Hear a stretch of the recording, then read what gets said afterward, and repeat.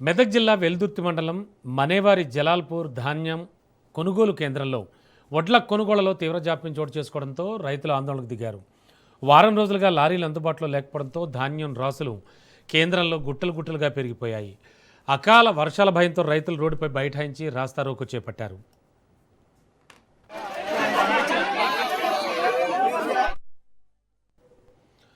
సుమారు 2.5 గంటల పాటు కొనసాగిన ఈ నిరసనతో వాహనాల రాకపోకలు పూర్తిగా నిలిచిపోయాయి. అన్నదాతను ఆదుకోవాలి, వడ్లను వెంటనే కొనాలి అంటూ రైతులు, మహిళలు నినాదాలు చేశారు. ధాన్యం కొనుగోళ్లలో జాప్యం, అధికారుల నిర్లక్ష్యంపై రైతులు తీవ్ర ఆవేదన వ్యక్తం చేశారు.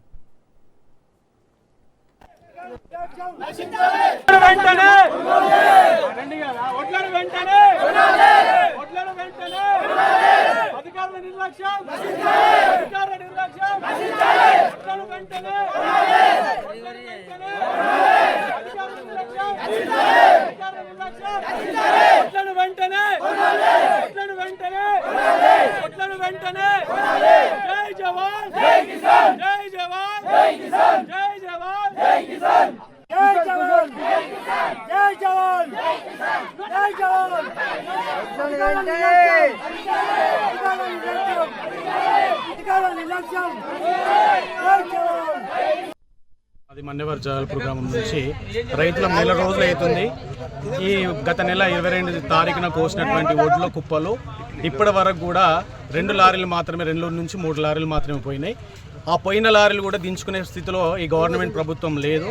తప్పకుండా ఈ యొక్క 20 రోజులలో ఏవైతే ఒడ్లు ఉన్నాయో అవి ఒడ్లను మొత్తం కంప్లీట్గా పూర్తి చేయాల్సిన పరిస్థితి ఉంది. ఎందుకంటే వర్షాకాలం ప్రారంభమయ్యే సమయం, నైరుతి ఋతుపవనాలు కూడా వస్తున్నాయి కాబట్టి ఆ వర్షాకాలం వల్ల మళ్ళీ ఇబ్బంది పడే అవకాశం ఉంటుంది. కాబట్టి రైతులు చాలా తొందరగా అధికారుల నిర్లక్ష్యం వల్ల ఇలా జరుగుతుంది.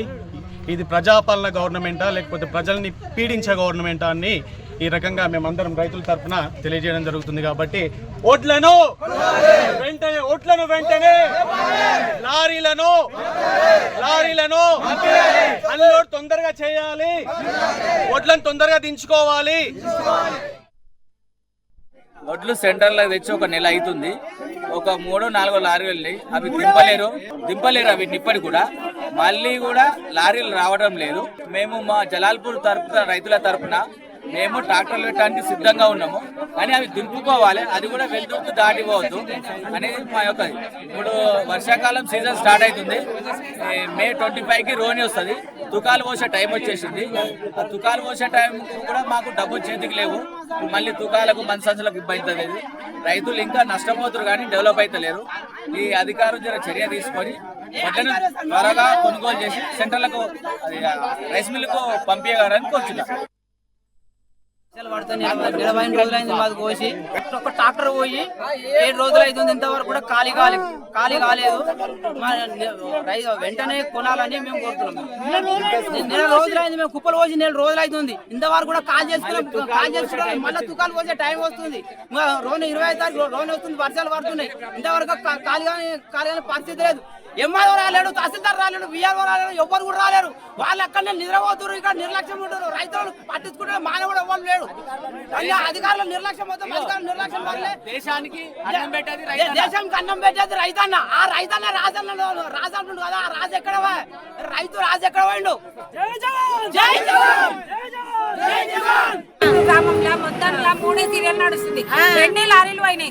మొత్తం పోవాలంటే ఎంత టైం పడుతుంది? మళ్ళీ కాలం వచ్చింది, వానలు పడితే అవి కూడా మొలకలు వస్తాయి. మాకు పూర్తిగా నష్టం జరుగుతుంది. ఈ నష్టం మీ గవర్నమెంట్ వర్తిస్తుందా? ఎవరు భరిస్తారు? మా రైతుల మీదే పడుతుంది బాధ్యత అంతా. రైతులు ఎట్లా బతకాలి, ఎట్లా చేసుకోవాలి? మరి ఉరి పెట్టుకునే బాధ్యత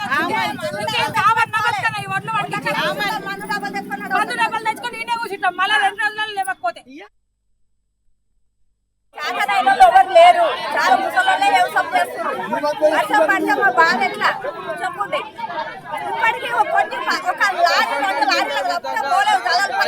జంతుల చూద్దాం మొత్తం ఒడ్లు లేవు. కాంట కొడుకుని జలాల్పురం ఎందుకు ఆగిపోతుంది చెప్పండి.